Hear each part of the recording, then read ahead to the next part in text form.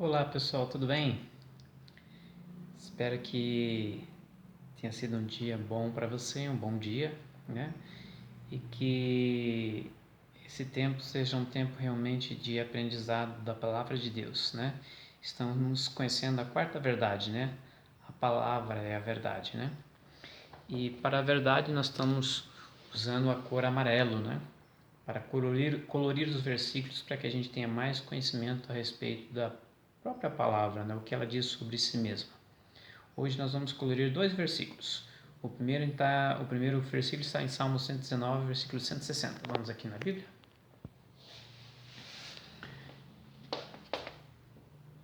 Então aqui está. A tua palavra é a verdade desde o princípio, e cada um dos teus juízos dura para sempre.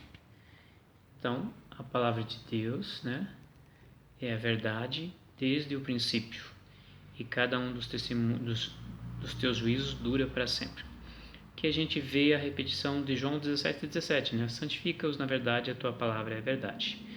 Então, a palavra de Deus é a verdade, e aqui acrescenta mais algo, né? Desde o princípio. Então, desde o princípio, a palavra de Deus é a verdade, né? E também vamos para mais um salmo aqui. O salmo é o 33, versículo 4. Vamos aqui, está marcadinho. Está aqui, ó. Não esqueça de pintar, né? Eu fiz ali, já colori, né? Então aqui também vocês podem colorir lá atrás também, né? Os Salmos 119, 160, né? E aqui o 33, 4, que está escrito assim, né? Porque a palavra do Senhor é reta e todas as suas obras são fiéis. Então aqui significa no sentido de sem curvatura, né? De direito, e que denota honestidade, integridade, confiança, né? Correta, verdadeira, justa e de forma íntegra. Então esta é a palavra do Senhor. A palavra do Senhor é reta e todas as suas obras são fiéis, né? Então não deixe de colorir isso aí. E hoje vamos aprender mais alguma coisa a respeito da palavra, que é com relação às línguas, né? No qual é a língua original da Bíblia? Então, nós sabemos o seguinte, que o Antigo Testamento ele foi escrito em... Vou mostrar aqui a ilustração que fica mais fácil aqui, ó. Então estas são as línguas originais da Bíblia. No Antigo Testamento nós temos o hebraico e o aramaico, e no Novo Testamento nós temos o grego. E aproveitando esse tema das línguas, eu quero apresentar para você 3 situações com relação a línguas aqui na Palavra de Deus. A primeira situação é uma situação de correção, de exortação que vem da parte de Deus, e está em Gênesis, o capítulo 11, o versículo 1 aqui. Vamos aqui na Bíblia. Aqui, ó. E era toda a terra de uma mesma língua e de uma mesma fala. Então, quando Deus criou o mundo, todos falavam a mesma língua, todos tinham uma única língua, né? Então não tinha problema com relação ao que nós temos hoje, né, de não entendimento das línguas, né? Porque era a mesma língua, como diz o texto ali, ó, toda a terra com uma mesma língua, né? Mas daí o homem, infelizmente, com a entrada do pecado do mundo, né, ele intentou construir a Torre de Babel. E olha aqui, ó. E o que aconteceu, né? Então, no versículo 5 aqui até o 6, até o 9 na realidade, né? Então desceu o Senhor para ver a cidade e a torre que os filhos dos homens edificavam. E o Senhor disse, eis que o povo é um e todos têm uma mesma língua, e isto é o que começam a fazer, e agora não haverá restrição para tudo que eles intentarem fazer. Então o que acontece, né? Olha lá, desçamos e confundamos ali a sua língua, para que não entenda um a língua do outro. E assim o Senhor espalhou dali sobre a face de toda a terra e cessaram de edificar a cidade. Por isso se chamou o seu nome Babel, porquanto ali confundiu o Senhor a língua de toda a terra, e ali os espalhou o Senhor sobre a face de toda a terra. Então foi uma repreensão de Deus, né? Infelizmente o homem começou a construir essa torre de Babel e Deus confundiu a língua dos homens. Então essa manifestação de línguas, né, fez com que houvesse essa diversidade de línguas que nós temos hoje. Foi uma repreensão da parte de Deus. E agora nós temos uma outra questão com relação às línguas que está em Atos. Vamos lá para Atos. Atos capítulo... Aqui.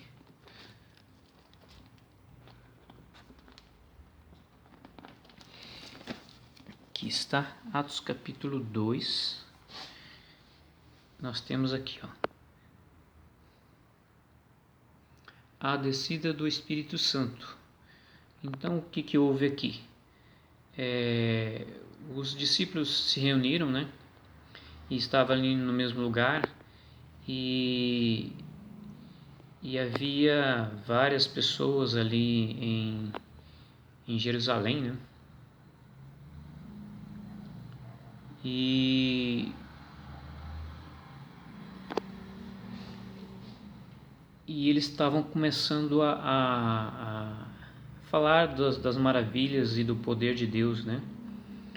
E do Cristo ressuscitado, né? De Jesus. E ali houve uma manifestação do Espírito Santo e todos começaram a falar em outras línguas, né? Então, mas que línguas são estas, né? Então Deus deu o poder para os discípulos ali, para que eles falassem na língua desses outros povos. E olha que povos que estavam habitando ali, né? Varões religiosos de todas as nações que estão debaixo do céu. Então o que aconteceu aqui, Como, pois, ouvimos cada um na nossa própria língua em que somos nascidos? Então aqui partes, medes, elamitas, os que habitam na Mesopotâmia, Judéia, Cadócia, Ponto e Ásia, e Frígia e Panfilha, Egito e parte da Líbia, junto a Cirene, forasteiros romanos, junto aos judeus, cretenses, árabes, todos temos ouvido nas nossas próprias línguas falar das grandezas de Deus. Todos se maravilhavam, estavam suspensos, dizendo uns para com os outros: o que quer dizer isto? Então aqui houve uma manifestação do Espírito de Deus, e Deus concedeu aos discípulos e aos apóstolos, né, que falassem nessas línguas aqui, para que eles entendessem as maravilhas do nosso Deus. E nós temos uma outra parte também agora, que é uma repreensão do apóstolo Paulo. Vamos lá a este versículo que está em 1 Coríntios 14, 18 e 19. Só um instantinho. Aqui está então, né? 1 Coríntios, o capítulo 14, o versículo aqui a partir do versículo 18 e 19. Na realidade, isso aqui é um texto de repreensão do apóstolo Paulo aos coríntios, né? Dou graças ao meu Deus, porque falo mais língua do que todos vós. Todavia, eu antes quero falar na igreja 5 palavras na minha própria inteligência, para que possa também instruir os outros do que 10.000 palavras em língua desconhecida. Então, Paulo queria falar algumas poucas palavras, mas de forma que as pessoas entendessem, né? E também vamos do versículo 22 aqui embaixo, para iniciar, e até o 25, né? Está escrito: de sorte que as línguas são um sinal, não para os fiéis, mas para os infiéis.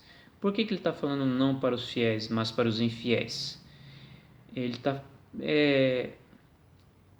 olhando justamente o que aconteceu lá na Torre de Babel, onde a manifestação das línguas foi lá para os infiéis, porque havia uma única língua, mas daí com a desobediência e a criação ali do intento de erguer a Torre de Babel, Deus confundia a língua deles.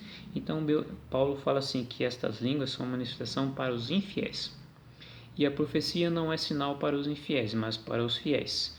Se, pois, toda a igreja se congregar num lugar e todos falarem línguas estranhas e entrarem doutos ou infiéis, não dirão porventura que estáis loucos? Mas se todos profetizarem e algum indouto ou infiel entrar, de todos é convencido, de todos é julgado. O segredo do seu coração ficará manifesto, e assim, lançando-se sobre o seu rosto, adorará a Deus, publicando que Deus está verdadeiramente entre vós. Então, Paulo faz essa repreensão, né? E pede para que nós falemos algo que das maravilhas de Deus, mas que façam tocar nos corações daquelas pessoas que ainda não conhecem a Deus.